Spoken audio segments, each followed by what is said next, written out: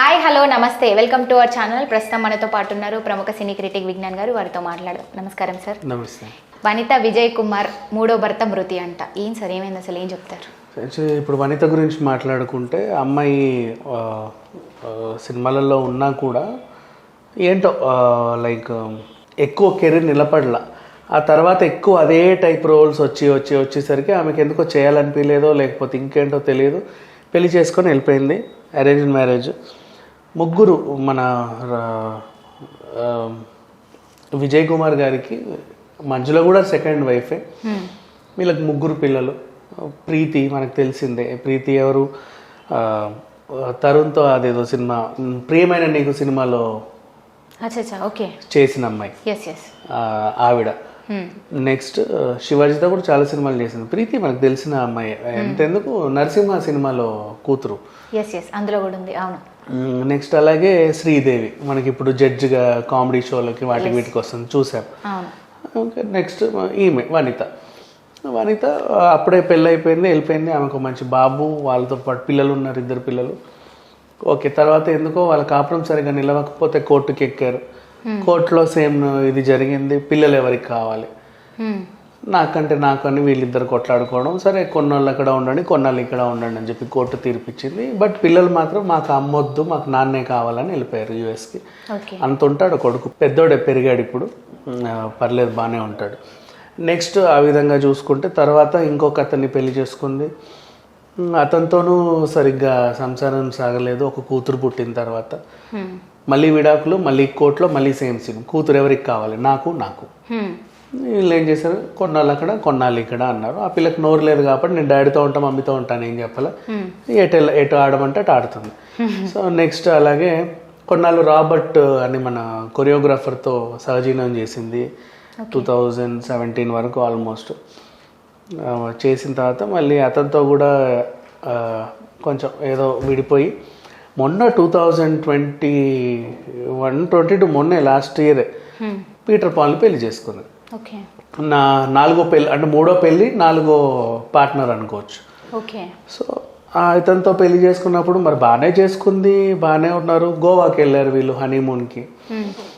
వెళ్ళింది wrong place ఏంటో. ఈయన ఆల్రెడీ స్మోకరు, పైగా మంచి డ్రింకరు, బాగా తాగుతాడు. స్మోకింగ్ కూడా బాగా చైన్ స్మోకరే అలవాటు.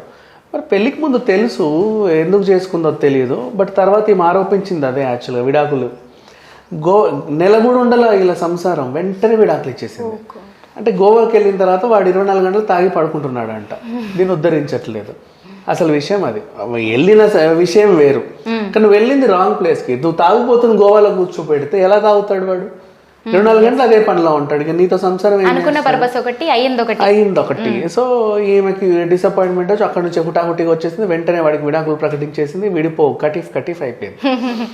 నెక్స్ట్ ఇది ఇక ఈ తర్వాత ఆమె ఒంటరిగానే ఉంది.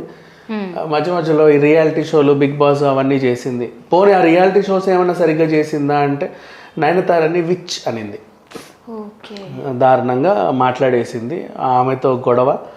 సరే వదిలేస్తే బిగ్ బాస్ రియాలిటీ షోలో మళ్ళీ ఇంకా రియాలిటీ షోలో ఈమెతో కపుల్ షో పెట్టినప్పుడు రమ్యకృష్ణతో గొడవపడింది.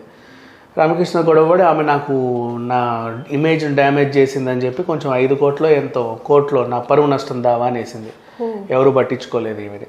ఎందుకంటే రమ్యకృష్ణ గారి గురించి తెలుసు కాబట్టి అందరికీ. ఈమె కేసు నిలబడలా. అట్లా ఉంది. మన దీంట్లో కూడా జబర్దస్త్లో కూడా వచ్చి చేసింది.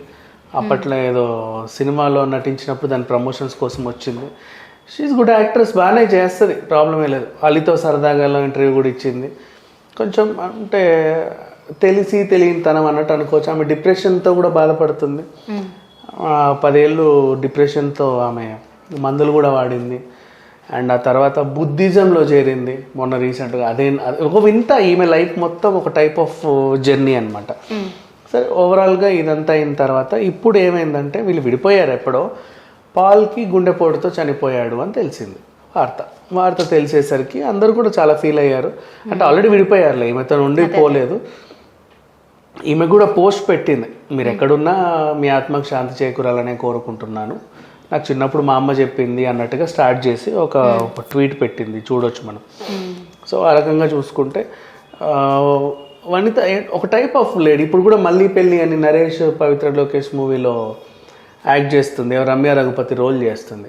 ఈమెను ఎందుకు ఆ రోల్లో పెట్టారు అంటే ఈమె కూడా అదే చరిత్ర ఉన్న 4 పెళ్ళిళ్ళు 3. ఇప్పుడు నరేష్కి ఎట్లా అయితే ఉందో పవిత్ర లోకేష్కి ఎలా అయితే వ్యవహారాలు ఉన్నాయి, అందుకే అలాంటి వాళ్ళని ఎంచుకొని కరెక్ట్గా పెట్టాను. ఆ పిల్ల కూడా భలే సెట్ అయింది ఆ క్యారెక్టర్. నాకు ఇష్టం అమ్మాయి క్యారెక్టర్, రోల్స్ బాగా చేస్తుంది, యాక్టింగ్ బాగా చేస్తుంది. అంటే ఒక టైప్ ఇప్పుడు మనకి వరలక్ష్మి శరత్ కుమార్ ఉంది కదా, ఆ టైప్ క్యారెక్టర్స్ ఇస్తే వనిత కూడా ఇరగదీస్తుంది. నెగిటివ్ రిజల్ట్స్ మస్తు చేస్తుంది, పిచ్చ చేస్తుంది, ఎగిరి తంతది ఒక్కొక్కడిని, అంటే ఆ రేంజ్లో చేస్తుంది. మంచిది, కానీ ఎక్కువ అవకాశాలు ఇవ్వట్లే ఎవరు తెలియదు. బట్ ఇట్ హ్యాపెన్స్, మెల్లిగా అవకాశాలు ఇవ్వాలనే కోరుకుంటున్నా. ఏదేమైనప్పటికీ పాల్ మాత్రం చనిపోయాడు. అండ్ బైలకు వీళ్ళకి పిల్లలు లేరు, వీళ్ళిద్దరికి, అంటే వీళ్ళకి లేరు అని కాదు, వీళ్ళు చనిపోవడానికి కూడా పర్టికులర్ రీజన్ ఏదైనా ఉందంటే ఇదే తాగి చచ్చిపోయాడు. దీని ఎఫెక్ట్ అంటే కేర్ తీసుకోకుండా, చైన్ స్మోకర్ అంట, విపరీతంగా సిగరెట్లు తాగేవాడు. పీల్చి వదిలే, నోరు ఖాళీ లేకుండా అయితే పీల్చుడు లేదా తాగుడు, అయితే పీల్చుడు లేదా తాగుడు, ఇంకేముంటుంది, అదే పనిగా పెట్టుకున్నాడు. ఏంటో ఆరోగ్యం పాడైపోయింది. ఇట్లాంటి వాళ్ళు నిజంగా ఆరోగ్యం పాడై చనిపోయారు. కానీ కొంతమంది ఏం చేస్తారంటే ఇట్లాంటి వాళ్ళు డబ్బులు ఉన్నంత వరకు తాగుతారు, ఒకనొక స్టేజ్ లో డబ్బులు అయిపోయిన తర్వాత దాహం తాగలేక ఏం చేయలేక ఆత్మహత్యలు చేసుకుంటారు. అది ఇంకా అది వేరు కదా మళ్ళీ. అట్లా అంటే అది వేరు. ఇట్లా ఆరోగ్యం పాడైపోయి చనిపోయారన్నా కొంతమంది అయ్యో పాపం అంటారు, కానీ ఆత్మహత్య చేసుకుంటే ఎవరు జాలి కూడా చూపిరు. చూడు, మందు కోసం సిగరెట్ల కోసం డబ్బులు లేక ఆత్మహత్య చేసుకుంటారు, చీప్గా ఉంటుంది. సరే, ఏదేమైనా ఇట్లా జరిగింది.